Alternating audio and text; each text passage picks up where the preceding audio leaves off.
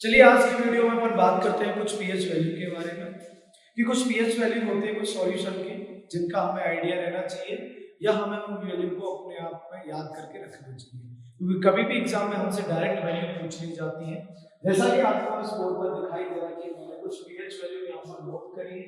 इन pH value को देख के मुझे पता चल रहा है, जैसे कि मैंने अगर प्रीवियस लेक्चर पूरा देखा है तो वहां से मुझे पता चल जाएगा कि पीएच वैल्यू अगर मेरी 7 से कम है तो यहाँ पर दिए हुए सब्सटेंस और कैसे होंगे, एसिडिक होंगे।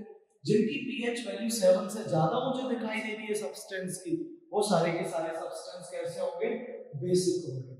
तो जैसे कि अपन बात करें पहले कंसंट्रेटेड एसिड जो कि हमारे पास में है हाइड्रोक्लोरिक एसिड।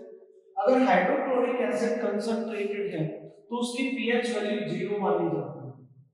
वही अगर हाइड्रोक्लोरिक एसिड अगर डाइल्यूट है तो उसकी पीएच वैल्यू कितनी मानी जाएगी, 0.1। अब दोनों ही कौन से एसिड है, हाइड्रोक्लोरिक एसिड। लेकिन इससे पहले मैंने कंसंट्रेटेड और डाइल्यूट लगाया। जैसा कि अभी चैप्टर में हम आगे भी देखेंगे कि हम किसी एक एसिड को कब कंसंट्रेट करते हैं और कब डाइल्यूट करते हैं।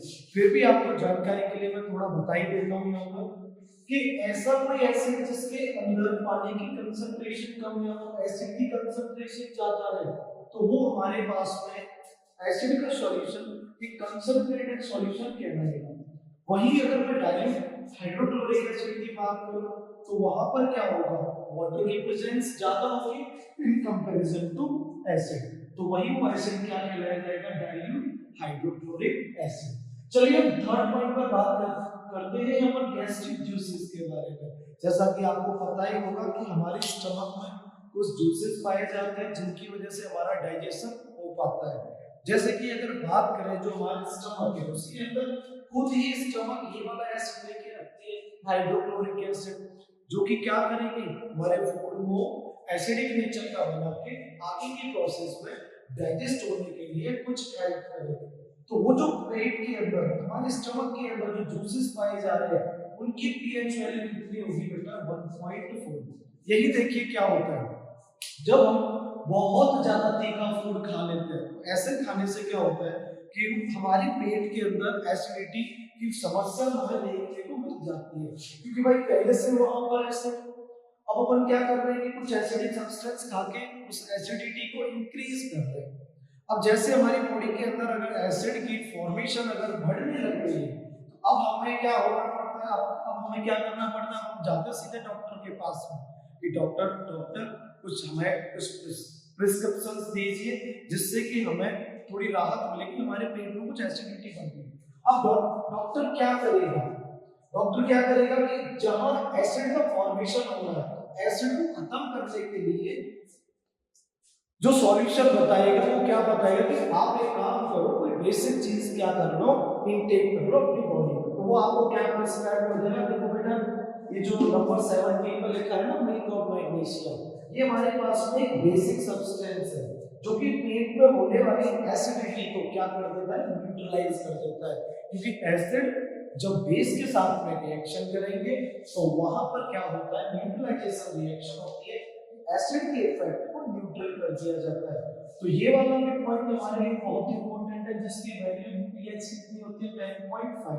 अब देखिए 10.5 है तो 7 से ज्यादा तो हमें दिखाई दे रहा है कि ये सब्सटेंस कैसा है, बेसिक सब्सटेंस है। अब नेक्स्ट बात करें लेमन जूस। अगर हम लेमन जूस के बारे में बात करें तो उसकी पीएच वैल्यू 2.5, टोमेटो जूस की बात करें तो 4.1, कॉफी की बात करें तो 5, सॉफ्ट ड्रिंक जो आप अपन गर्मियों के समय में कंज्यूम करते हैं उनकी जितनी पीएच वैल्यू होती है 6.0, मिल्क की पीएच वैल्यू 6.5। हमारे पास में अब हमारा सबसे प्यारा सब्सटेंस आ गया, सीधा साधा सब्सटेंस प्योर वाटर, जिसकी पीएच वैल्यू कितनी होती है, 7। मींस अब उस पॉइंट पर है जहां पर हमने पीएच वैल्यू को डिवाइड किया था किसमें, 0 to 7 and 7 to 14। That point is that neutral point कि जहां पर हमारा पीएच वैल्यू कितना रहेगा, 7। अब सलाइवा, जब हम फूड इनटेक करते हैं अपनी बॉडी में तो सबसे पहले डाइजेशन की प्रोसेस हमारे माउथ में स्टार्ट होती है और माउथ के अंदर कुछ डाइजेस्टिव ग्लैंड्स पाई जाती हैं जो कि क्या सीक्रेट करेंगी, डाइजेस्टिव एंजाइम्स। तो उनमें से एक हमारी एंजाइम होती है सलाइवा। अगर आपने खाना नहीं खाया उस समय पर अगर सलाइवा आपको देखा जाए, उसकी पीएच वैल्यू को मेजर किया जाए तो उसकी पीएच वैल्यू बेटा कितनी निकलेगी 7.4। देखिए जैसे आपने खाना खाया, खाना खाने के बाद में वो सलाइवा और ज्यादा एसिडिक हो जाता है, क्योंकि क्या बन जाता है 5.8 मींस उसकी पीएच वैल्यू 7.4 से घट के कितना हो जाती है बेटा 5.8। अब देखो यही रीजन बनता है हमारे टूथ डिके का। अब देखो टूथ डिके का रीजन क्या बना, नॉर्मल केस में सलाइवा हमारे पास में कितना 7.4। अब जब अपन खाना खा लेते हैं, खाना खाने के बाद में जो केमिकल प्रोसेस होती है, जो एंजाइम्स निकलना स्टार्ट करते हैं, उनकी वजह से क्या हो रहा है पीएच वैल्यू घटती है, यानी एसिडिक नेचर बनता जा रहा है। अब हमने क्या किया, खाना खाया, वो खाना खाने के बाद में अपन सो गए, ना हमने क्या किया अपना मुंह वॉश किया, ना हमने कोई टूथपेस्ट किया। तो ऐसे से होगा क्या कि जो एक्सेसिव एसिड है, और हमें पता है हमारे टूथ बने हुए होते हैं कैल्शियम फॉस्फेट के।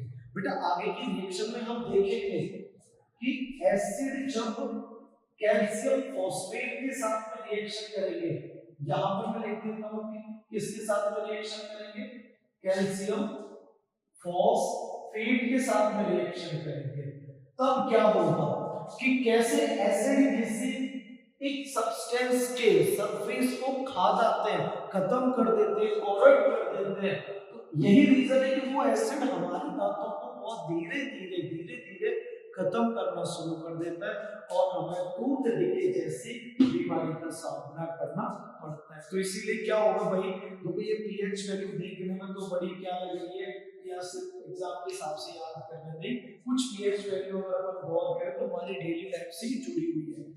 कौन ऐसा इंसान नहीं होगा जो टूथपेस्ट ना करे, कोई होगा क्या? अब हो सकता है कि भाई आप लोगों में से भी कोई ऐसा हो जिसने 3 दिन से टूथपेस्ट ना करी, सर्दी का समय, कौन ठंडे पानी से मुंह धोए, कौन कुल्ला करे। तो ऐसे में हमारे पास में यहाँ पर सलाइवा को देखा गया था कि खाना खाने के बाद में नेचर उसका 5.8 पहुंच रहा था। अब नेक्स्ट अपने ब्लड की बात करते हैं तो वैल्यू 6 to 7.4, एग की बात करें तो वैल्यू 7.8। जैसा कि अब आगे की फर्दर वैल्यूज आप देख सकते हैं जिनमें हमने साफ साफ लिख रखी है सारी वैल्यू, और आप जल्दी से इनको नोट कर लीजिए जो कि आपके एग्जाम के लिए काफी इंपॉर्टेंट वैल्यू है। लास्ट एक बेस की बात करूं मैं, एग्रीमेंट्स जिसकी पीएच वैल्यू मैंने बताई थी कितनी होती बेटा 14।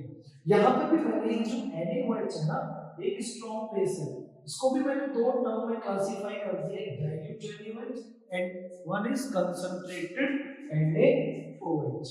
चलिए बेटा नोट करिए जल्दी से, ठीक है? तो आपके नोट हो गई होगी, अब आगे चलते हैं।